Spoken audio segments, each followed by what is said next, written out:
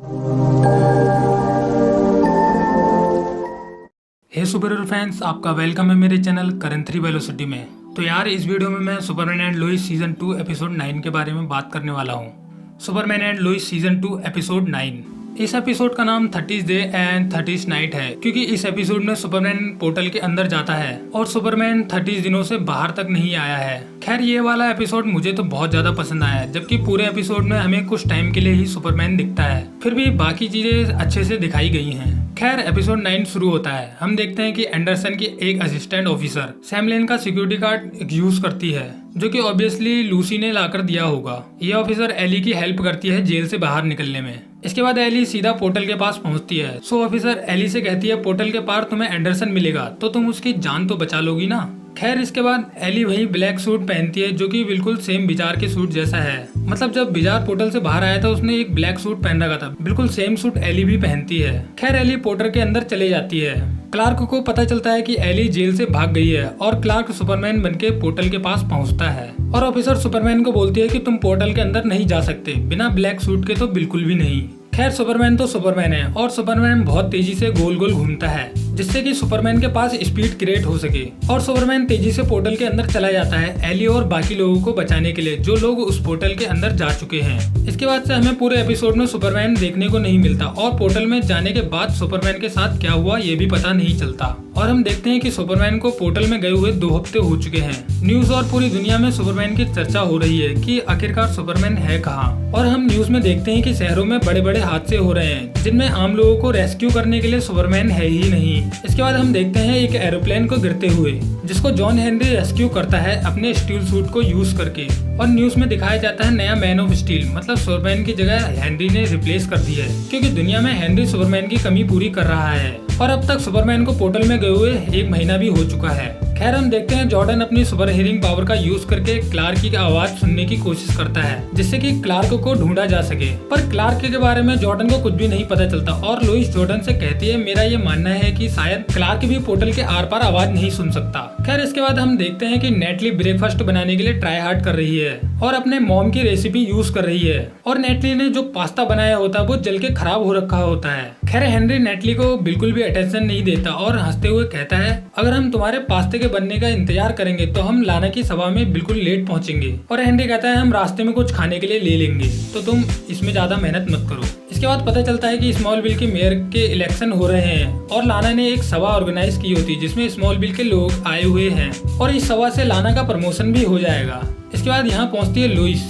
और लाना लोइस से क्लार्क के बारे में पूछती है, तो लोइस झूठ झूठ बोल देती है कि क्लार्क अभी किसी इंपॉर्टेंट असाइनमेंट के लिए मेट्रोपोलिस शहर में है। इसके बाद यहाँ आई हुई एक औरत जोनाथन को फुटबॉल के सीजन कैंसिल होने के लिए ब्लेम करती है और बोलती है तुम्हारी वजह से मेरे बेटे को फुटबॉल खेलने को नहीं मिल रहा है। और जोनाथन ये बोलकर यहाँ से चला जाता है, तो ठीक है मैं फिर से एक बार जाकर सबसे माफी मांग लेता हूँ, वो भी सबके दरवाजे पर जाकर। खैर सारा जॉर्डन से बात करती है और बोलती है तुम ठीक तो हो, जब से मैंने ओब्रे से बात शुरू की है तब से तुम बहुत ज्यादा दूर रहने लगे हो। तभी जॉर्डन को पुलिस इमरजेंसी की आवाज सुनाई देती है कि शहर में हाईवे 12 के पास आग लगी हुई है, मतलब किसी बिल्डिंग में आग लगी होती है। और जॉर्डन अपनी सुपर हियरिंग पावर से इमरजेंसी की साउंड को सुन लेता है और जॉर्डन सारा को सॉरी बोलता है और झूठ बोलता है कि वो जोनाथन को देखने जा रहा है कि वो ठीक है या नहीं। खैर हाईवे 12 के पास एक बिल्डिंग में आग लगी हुई होती है और कायल और फायर डिपार्टमेंट के साथी आग बुझाने के लिए लगे होते हैं और फुल ट्राई हार्ड कर रहे होते हैं आग बुझाने के लिए। पर कायल और इनके साथी जितनी भी आग बुझाने की कोशिश करते हैं पर आग बुझती ही नहीं है। और हम देखते हैं जिस वजह से आग लगी हुई है वो कोई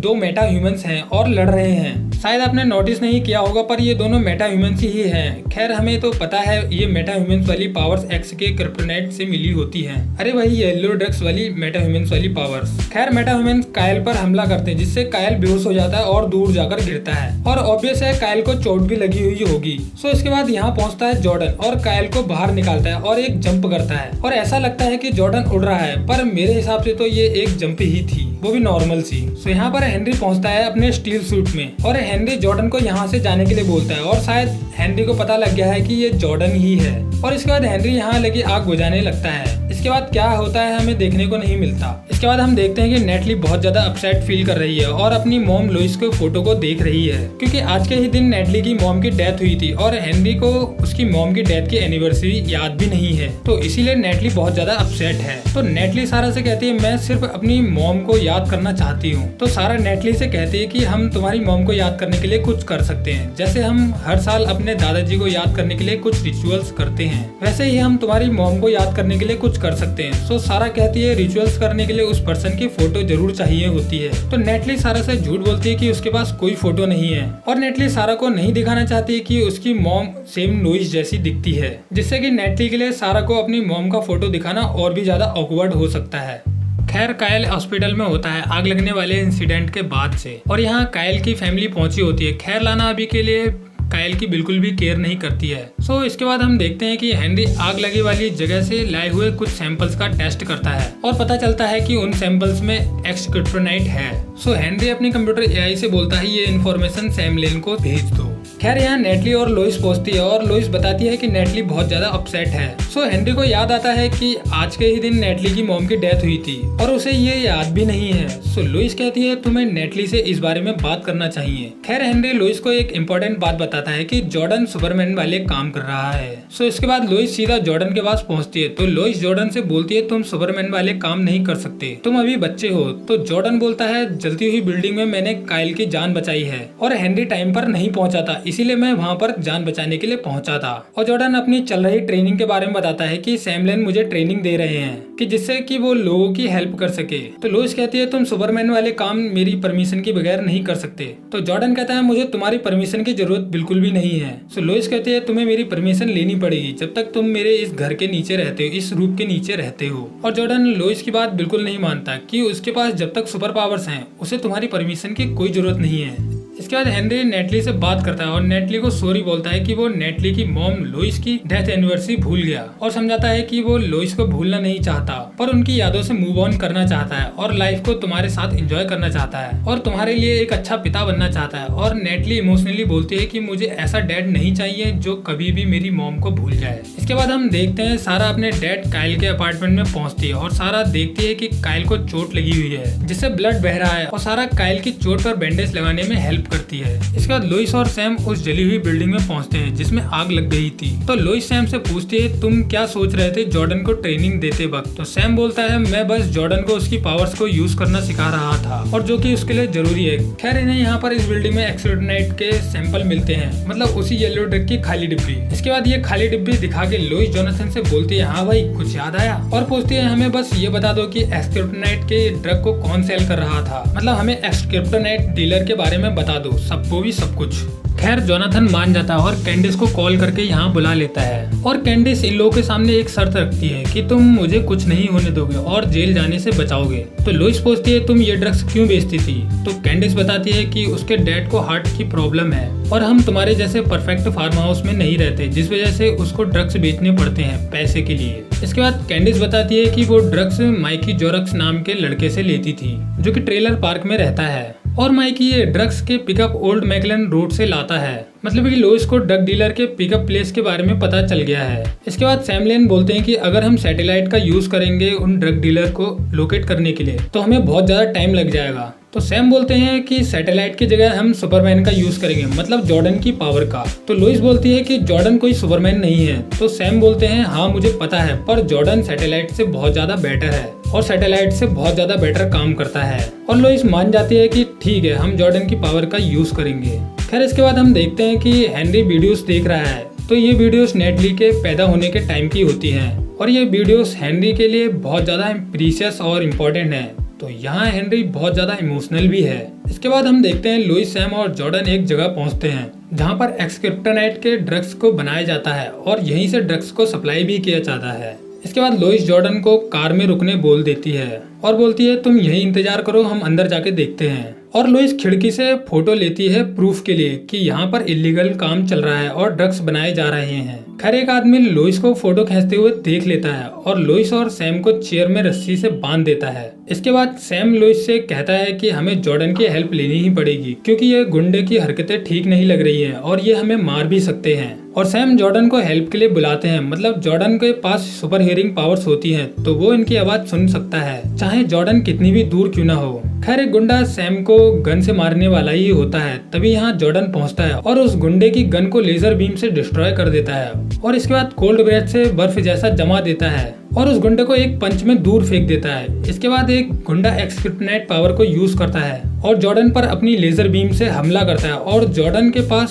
सुपर स्पीड की पावर होती है, इसलिए जॉर्डन अपने पास आ रही लेजर बीम को डॉज कर देता है और उस गुंडे को वहीं पेल देता है। खैर इस प्रकार सभी एक्सक्रिप्टनाइट के ड्रग्स बनाने वाले माफिया और गुंडे पकड़े जाते हैं। खैर इसके बाद हम देखते हैं कि लाना इलेक्शन में जीत गई है और अब लाना स्मॉलविल की नई मेयर बनने वाली है और ये मोमेंट लाना के लिए बहुत ज्यादा खुशी का है। और लाना रूम में खड़े हुए सभी लोग जो उसे सपोर्ट कर रहे थे उन्हें लाना थैंक्स बोलती है। इसके बाद हम देखते हैं कि सारा जॉर्डन से ब्रेकअप कर लेती है क्योंकि इन दोनों का रिलेशनशिप ठीक नहीं चल रहा और जॉर्डन कभी भी सारा के पास नहीं रहता और कभी भी उसके पास से चला जाता है और डिसअपीयर हो जाता है, वो भी बिना कुछ बताए। खैर जॉर्डन ने सारा को एक लॉकेट गिफ्ट किया था जो कि जॉर्डन की ग्रैंड मदर का था, सो सारा उस लॉकेट को जॉर्डन को वापस दे देती है। खैर इसके बाद हेनरी डिनर तैयार करता है। डिनर में हेनरी ने जो पास्ता जैसा कुछ बनाया होता है वो नेटली की मॉम की रेसिपी होती है और हेनरी नेटली के पैदा होने के टाइम की वीडियोस भी दिखाता है और हेनरी कहता है कि इस तरह से हम तुम्हारी मॉम को याद कर सकते हैं। सो नेटली हमें यहाँ पर बहुत ज्यादा खुशी दिखाई देती है और इनके बीच चल रही झगड़े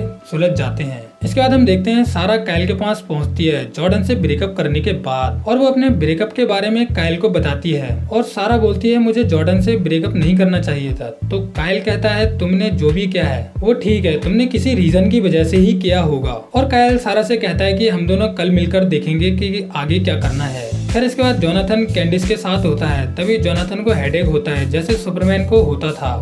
जैसे हमने देखा था कि सुपरमैन को जब विजन दिखाई देते तब उसको भी हेडेक होता था। इसका मतलब ये है कि इस दुनिया में जोनाथन का बिजार वर्जन आ चुका है, जो कि हमें जोनाथन का बिजार वर्जन एपिसोड के एंड में दिखाई भी देता है। खैर इसके बाद हम देखते हैं फार्म हाउस में जॉर्डन सारा से ब्रेकअप के बाद रो रहा है, तो उसकी मॉम बोलती है कि कभी कभी हार्ट ब्रेक को फील करना पड़ता है और वैसे भी मैं तुम्हें बताना चाहती हूँ कि आज तुमने मेरी जान बचाई है और मैं तुम पर बहुत प्राउड हूँ और जो तुम हीरो बन गए हो और ये देखकर तुम्हारे डैड भी तुम पर प्राउड होंगे, तो तुम्हें इतनी ज्यादा रोने की जरूरत नहीं है। खैर जॉर्डन लोइस से कहता है कि देखो जोनाथन आ गया, तो लोइस समझ जाती है कि ये हमारा जोनाथन बिल्कुल भी नहीं है, मतलब कि ये वाला जोनाथन बिजार जोनाथन है जो कि पोर्टल से इस दुनिया में आया है। इसके बाद लोइस बिजार जोनाथन से पूछती है कि क्लार्क कहाँ है और बिजार जॉन बोलता है कि ही इज टू लेट, मतलब क्लार्क बहुत देर से आया था। खैर इसके बाद फाइनली हम देखते हैं सुपरमैन को या क्लार्क को, मतलब दोनों तो सेम ही है, अब उसे क्लार्क बोलो या सुपरमैन। सो एंडिंग देखने के बाद मैं यही कह सकता हूँ कि अगले एपिसोड में हम ये देखने वाले हैं कि जब सुपरमैन पोर्टल में गया था और जब वो विजार्ड वर्ल्ड में पहुंचा उसके बाद सुपरमैन के साथ क्या हुआ।